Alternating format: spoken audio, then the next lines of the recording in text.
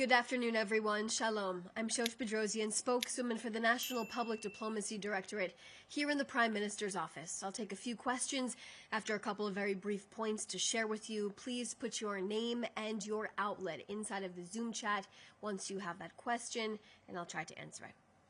It is Wednesday, October 29th, and today is day 754 since our murdered hostages have been held inside of Gaza, with Hamas pretending they don't know where they are.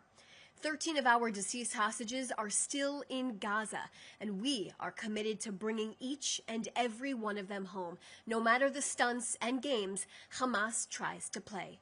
We open today with deep sorrow, bearing the weight of the most painful news, the loss of one of our courageous soldiers. Since the war began, 921 IDF heroes have been killed. These are not just numbers. Each one had a story, a future, and was a whole world that's now gone. Master Sergeant Reserves Yona Efi Ephraim Feldbaum was 37 years old and was from Zayit Ranan. He fell in battle in southern Gaza yesterday when Hamas breached the ceasefire.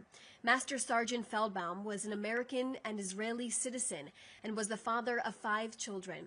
A horrific tragedy that has now left a family fatherless. After he was killed, he was promoted to the rank of major. He will be laid to rest tomorrow at Mount Herzl military ceremony.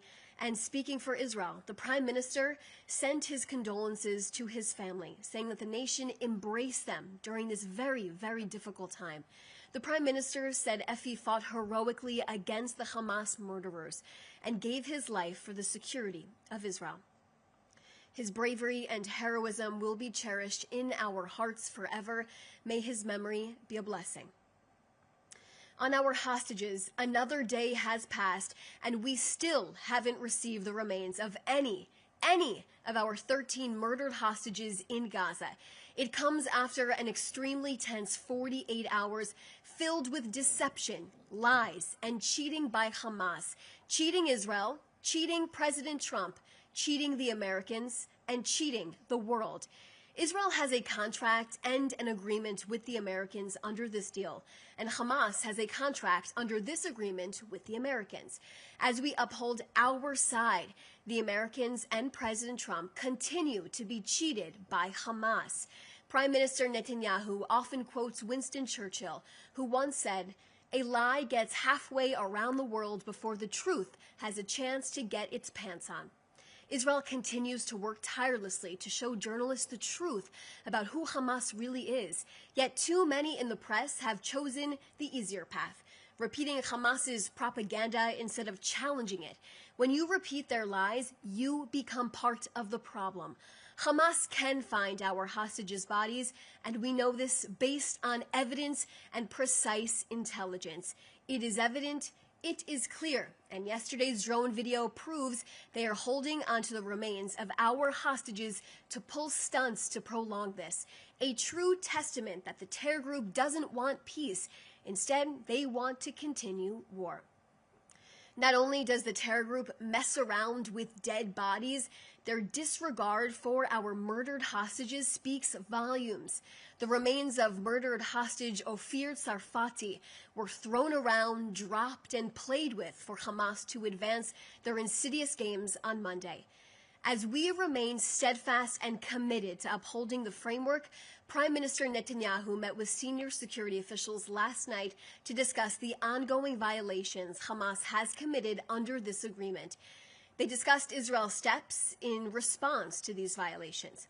Now, near the conclusion of that meeting, Hamas terrorists in Rafah carried out an attack against IDF forces behind the Yellow Line, which is an area under Israeli operational control, all in accordance with the ceasefire agreement in Gaza. Following the security consultations, Prime Minister Netanyahu personally gave the order for the military to immediately carry out forceful strikes in the Gaza Strip that were direct and precise on Hamas terrorists and their infrastructure. Around 20 airstrikes took place in response to our soldier being attacked and killed. The Prime Minister made the decision with the IDF and then informed President Trump before the action was taken. It was a decision wholly made by the Prime Minister, although he gave the Americans a heads up before it took place. Hamas violated the framework by not returning all of our hostages 16 days ago and attacking our forces. Israel has overall security control, and it will enforce the framework in coordination with the U.S. allies, our U.S. allies. The media coverage made it clear that the announcement exposing Hamas's staged retrieval of one of our hostages did not generate immediate attention. Instead, it was Israel's response, airstrikes in Gaza aimed at enforcing the ceasefire framework, that triggered widespread coverage. This, in turn, created the misleading narrative that Israel strikes Gaza without cause. Context is crucial. The international community must recognize Hamas's deception and hold the terror group accountable for undermining efforts at de-escalation.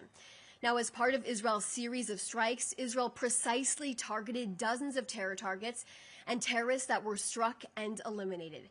The IDF struck more than 30 terrorists holding command positions within the terrorist organizations operating inside of the Gaza Strip. Now, around 10 a.m. this morning, the IDF began the renewed enforcement of the ceasefire in response to Hamas's violations. I'll now take a few questions.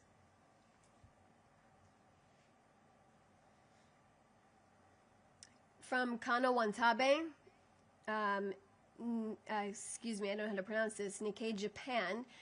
Will Israel conduct airstrikes in Gaza if there's a violation of the ceasefire deal by Hamas? How can we say that ceasefire is being held when the IDF conducts the attack occasionally? So clearly, I can tell how you're framing this question, and it's quite unfortunate because you are also in part of the camp who decided to probably just report Israel strikes Gaza. Israel struck Gaza and specifically targeting terrorists and its infrastructure in the Gaza Strip for a reason. One of our soldiers was killed and other soldiers were attacked yesterday. And this is why Israel conducted its strikes.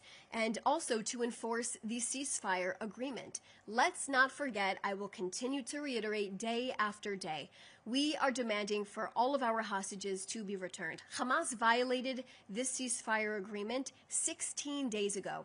We were supposed to get all of our hostages back within a 72-hour window. Here I am, day 16 days later, and we still have 13 deceased hostages in captivity. As you can clearly see from yesterday's video that was released from our IDF drones, you can see Hamas has no interest in really returning our hostages. They just have an interest in keeping this war going. Or Shaked from Israel Hayom. There are reports that 2 bodies of hostages will be delivered to the ICRC by Hamas. Can you confirm that will be the case? And are there any indications that this is happening tonight? Or we did see those reports. In terms of that, Israel is ready at all times to receive our deceased hostages, although we have not received any indication they will be coming back right now. Hannah Julian from the Jewish Edition. Why is Israel continuing to support and observe the ceasefire when Hamas is not holding up its end of the deal and 13 murdered hostages still remain in Gaza? We are working extremely close with our American partners on this in full coordination, hand in hand. So every step that we take, we are coordinated with them. We want to see this war end. We want to see the 20-point plan come to fruition. We want to see Gaza pose no threat to the state of Israel. And we want to ensure Hamas has no part in governing the Palestinian people in the future. They are demilitarized, they are disarmed, Gaza is demilitarized as well, and demanding for the release of our 13 murdered hostages. So, of course, Hannah, we are watching this very, very closely. Our patience is starting to run out after Hamas made a commitment to President Trump and the Americans that they will deliver on this plan. Here we are 16 days later, Hannah, and we still don't have our 13 hostages back. Our patience is running out for Hamas.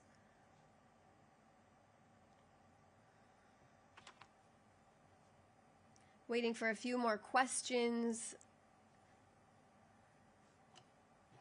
Let's see.